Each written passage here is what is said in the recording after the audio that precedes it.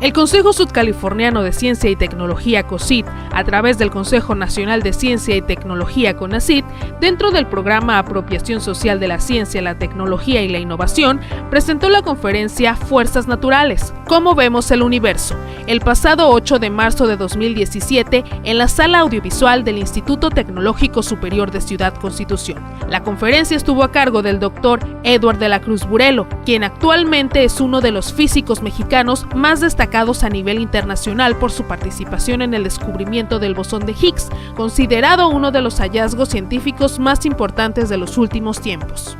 Mi nombre es Edward de la Cruz Burelo, soy profesor investigador en el Centro de Investigación y Estudios Avanzados del Instituto Politécnico Nacional en el Departamento de Física. Sí, bueno, yo empecé, digamos, en Tabasco.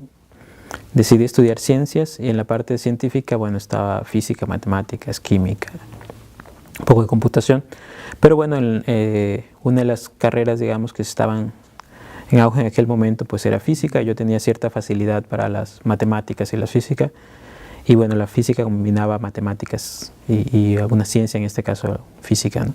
Entonces decidí estudiar eso. De ahí se dio la oportunidad de ir a la Ciudad de México a estudiar a este Centro de Investigación y Estudios Avanzados del Politécnico, donde se me dio la oportunidad finalmente de salir al extranjero, conocer laboratorios internacionales donde participaban instituciones pues, del más alto prestigio y bueno, donde uno empieza a ver pues, que el mundo de la investigación pues, es bastante amplio y existen realmente posibilidades de hacer o tener un impacto, digamos, más directo, ¿no?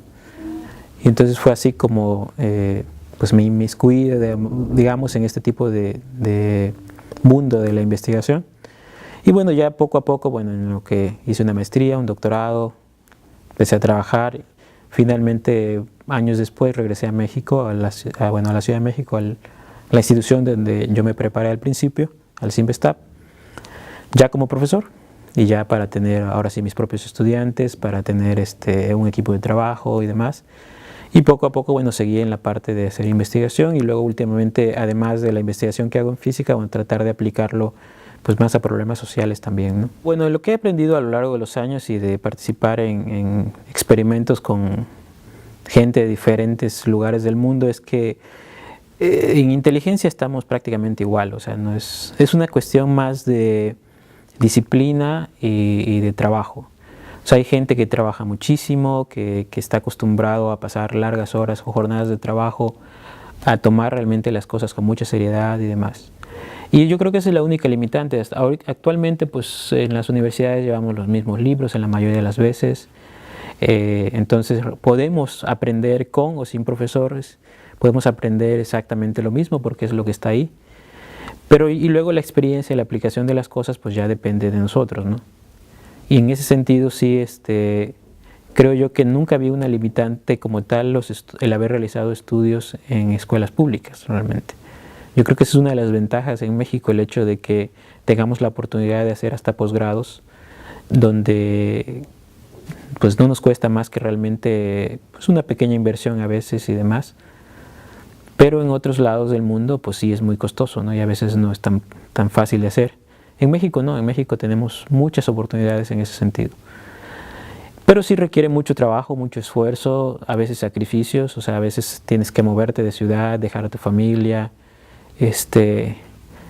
no solamente cambiar tus hábitos y realmente dedicarte 100% a algo que quieres hacer, ¿no? Y eso pues sí, pero yo creo que en general, en cualquier área, no solo la científica, en cualquier área, siempre necesitas eso, realmente determinación y estar dispuesto pues a trabajar, ¿no?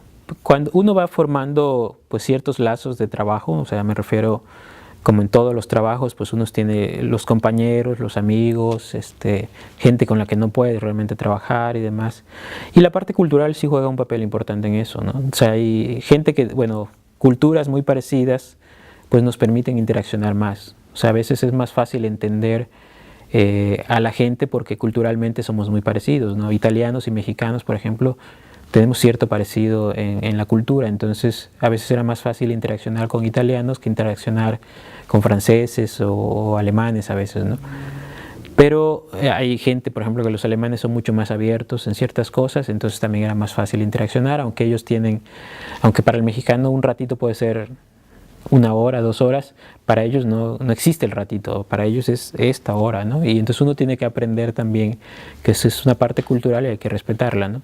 Entonces sí, ciertamente la parte cultural tiene ciertas implicaciones y juega un papel importante en cómo se da nuestro círculo de trabajo, ¿no? Eso sí es cierto, pero uno tiene que adaptarse, ¿no? Y también entender que es un poco ceder también, así como ellos ceden en algunas cosas, nosotros también, hasta que formas un equipo de trabajo pues correcto y constante, ¿no?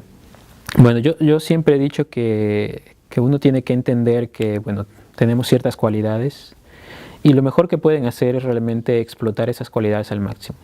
Pero para eso realmente uno tiene que ser muy honesto con uno mismo y conocerse y tratar de ver cuáles son las cualidades que uno tiene y para qué puede uno aplicar esas cualidades.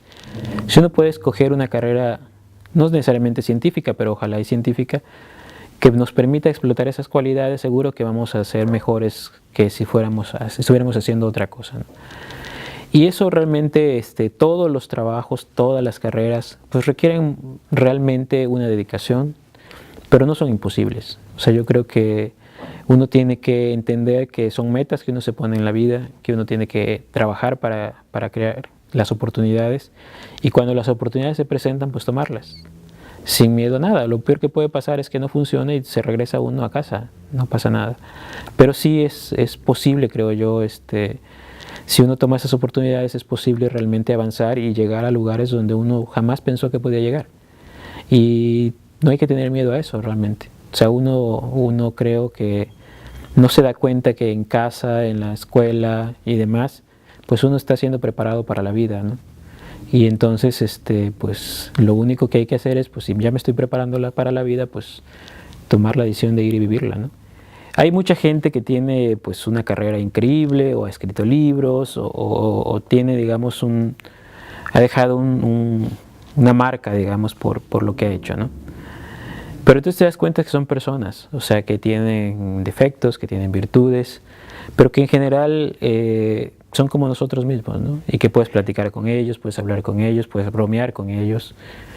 Y que realmente, así como uno piensa que eran inalcanzables las cosas que ellos han hecho, pues te das cuenta que si ellos lo hicieron, tú también lo puedes hacer.